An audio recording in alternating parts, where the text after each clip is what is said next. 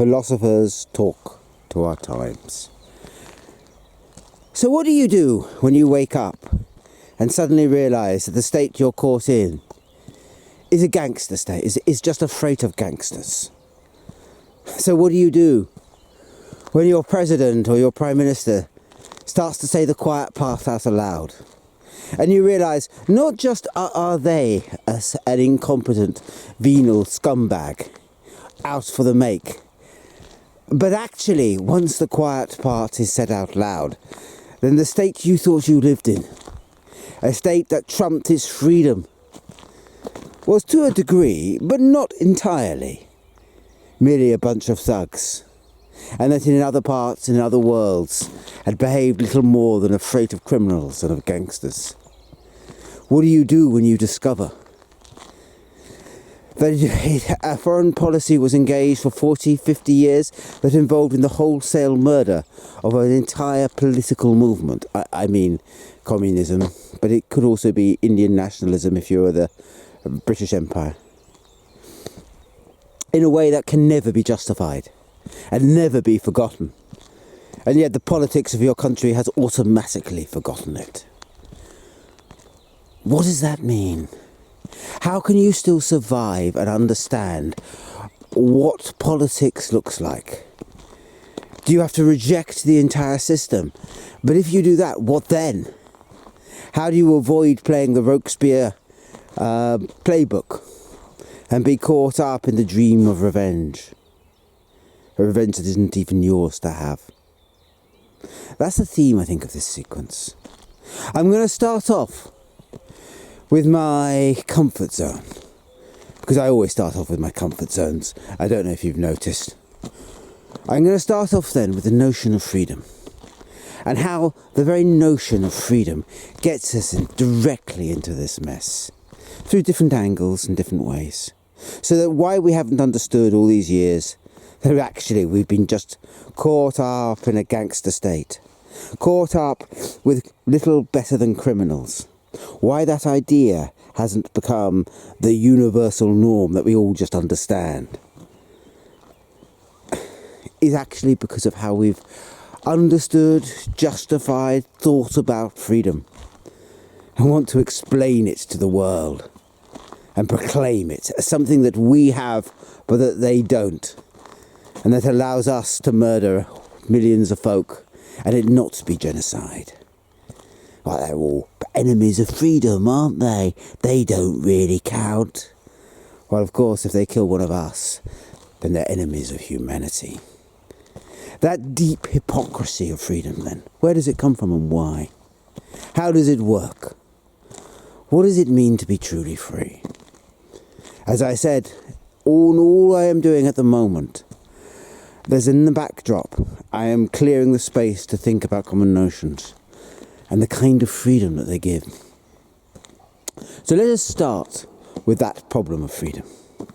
It's one of those lovely little philosophical, if you want my actual answer, thought, non-questions we all ask ourselves. You know, the kind of pub games. Is there free will, or are we deterministic? The stuff of student debating rooms everywhere.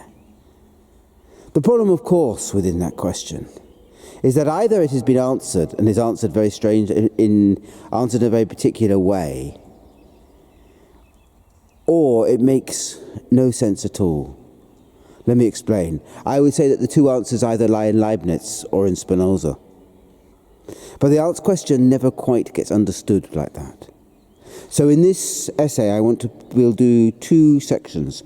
First of all, why the question is framed as it is and why it is badly framed.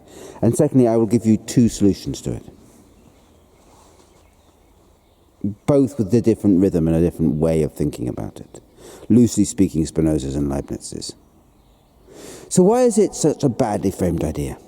The problem, of course, with freedom, as we understand it, is that it is totally equalizing, and it equalizes things that are not at all equal. What do I mean by that? Well, you choose between political parties as you choose between types and varieties of tomato sauce, and you know about as much what's in the party as you know is in tomato sauce. You make a judgment, therefore, on a label, on a claim. You also make a judgment that you're meant to be able to change your mind. The entire essence of democracy is that it gives decision making to the indecisive. It allows people to say, well, I didn't like them that time, I'll vote for the next one this time. Or, let's give Nigel a chance, he's never been given a go.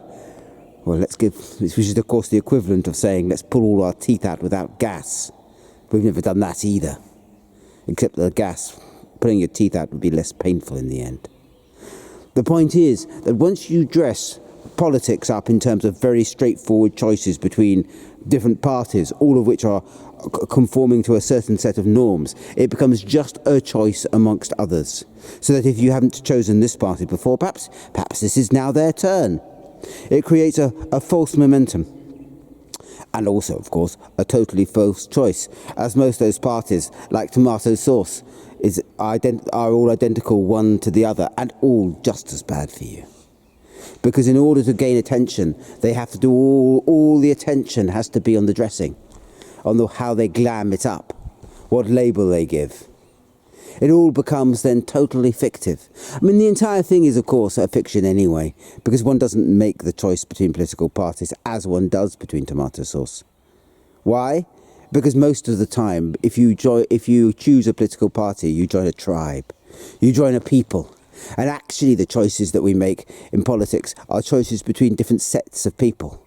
I spent most of my life as a in-out member of the Labour Party and the Green Party, because that's the particular set of tribe by which I belong. Tribally, I'm Labour, but politically, I've always been Green, so that I always had that kind of choice between which one I did, which created endless problems, actually, because politics, for those that are committed, ends up as tribal.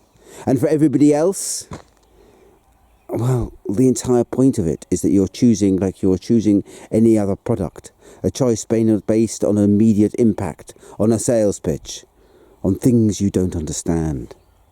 Freedom is therefore another way. Freedom of choice becomes another way of saying, making choice between things whose policies whose actual inner identity you do not understand. So you are simply going to make the decision based on vibe, on what's happened last time, on history, or on old loyalty.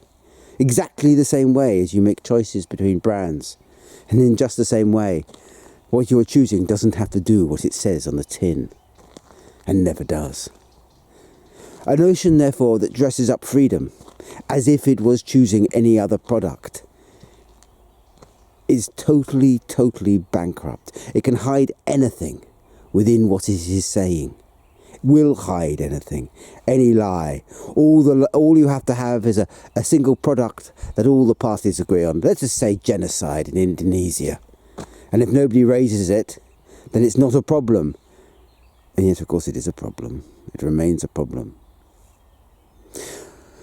Politics, therefore, understood as a free choice between different parties, is necessarily likely to be highly problematic. But it's also problematic for another reason. Choice doesn't really exist like that. It was Leibniz that says it, long before Bergson. Although Bergson does say it in Time and Free Will, that what defines life, what defines freedom, is the ability to insert time into a choice. What makes, therefore, life alive is the fact things don't immediately causally happen. A doesn't immediately flow into B. There's always a pause. And in that pause lies your freedom. Of course, Leibniz will say, every time you make that pause, you could live in a different universe. The different heartbeats have different desires, bubbling up on them. And so moment upon moment, the choice itself changes. What you are choosing changes. The universe in which you will be shifts and changes, so that you are never choosing between equals. The actual insertion of time destroys the very notion of choice, understood as choosing based on what you want, because your wants change. It becomes rather the manufacture of the temporal delay becomes all about the manufacture of desire. And to choose right, Leibniz would certainly say, is to cultivate a mind in which you recognise good choice when you see it, good desire when you see it. And so it is to desire the good desire, and not to make a free choice.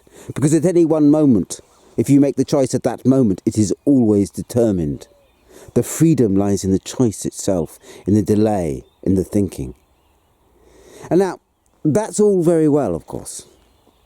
But it won't allow you to define a politics. You can't have political parties that are forever never making up their mind. In the end, they have to make a set of choices. But then you make choices about what they have chosen and seek to change them. The entire thing becomes very negotiable as you think about the different sorts of desires that you want to live in, to have and to share. What it is, therefore, to live in the world you live in can change by the weight for new desires to emerge, new possibilities for other universes.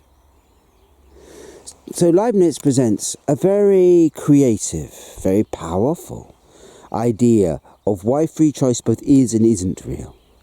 What is real is the ability to remake what we want across a passage of time. What is, therefore, real is the ability always for humans to have their desires and their minds shifted and changed. And that is, but what is not real is a choice between different alternatives. Because it isn't the alternatives that you're choosing between, it's the different yous. It's the different things that you can be. That movement is even more seen in Spinoza. Spinoza very famously doesn't believe in freedom. Not really. Not free choice. If it is understood in terms of free choice, he would always be utterly deterministic. There is no such thing for Spinoza, therefore, as free will. It's an oxymoron. Freedom and desire are totally different things for Spinoza. And just calling desire will and saying, well, therefore it's desire as reason creates it, doesn't make it free. It will just do what the biggest affect around it is that dominates the mind, will drive it towards doing. It's totally deterministic. But that's because he puts the freedom somewhere else. If you're really thinking then what it is to live in a gangster state, in a state of where endemic cruelty, what you probably have to do is to rethrow your mind and encourage other people to rethrow their minds. You see, Spinoza, who was also living in a gangster state, in the state of an endemic cruelty, at least for the last bit of his life, thought that when faced with abject politics, what you actually had to do was lose your temper, if you must, but in the end, think and philosophize. Work out why the world is as they are, is it is, and why people are fighting for their slavery far more than they ever fight for their freedom. And in the end, his answer is it's because they believe in free will. They believe that they are making this choice freely. And they've been told that everything comes down to their choice, what they are doing. And that is just a crock of crap. That's just not the way the mind freedom works. Your freedom lies in renegotiating who you are, not at the moment of choice, but at all the moments before it and all the moments after it. That's why Spinoza thinks you need to cultivate positive affects, ones that both give you joy, but more than that, engage you within the world. It gets you in this free exchange. A free exchange where choice is not simply made once and for all, but rather becomes dissolved into dialogue, into a perpetual ability to permanently shift what the world is and what it can dream to be. Choice, then, is very badly formed. If it is formed as Adam would form it, do I take the apple or not? Because the minute he looks at the apple, he is lost. It is rather in all the moments before and all the moments after that you can renegotiate yourself through time. It is kind of like Bergson, but in the mirror. Because it is not time at the moment of choice that matters, but all the other times, all the other freedoms. How do you deal then with living in a gangster state? You try to make yourself as free as you possibly can. And from that freedom show others how they might be free. You don't lose yourself in slogans. You don't dissolve yourself into easy politics. You do the far more difficult thing of trying to work out how you can be what you wish to be.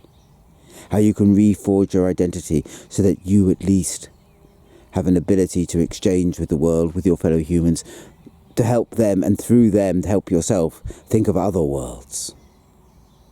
It is in philosophizing, not understood in terms of reducing the world to a simple set of dilemmas, but rather a set of moves, of strategies, of way of engaging, that we are ever free.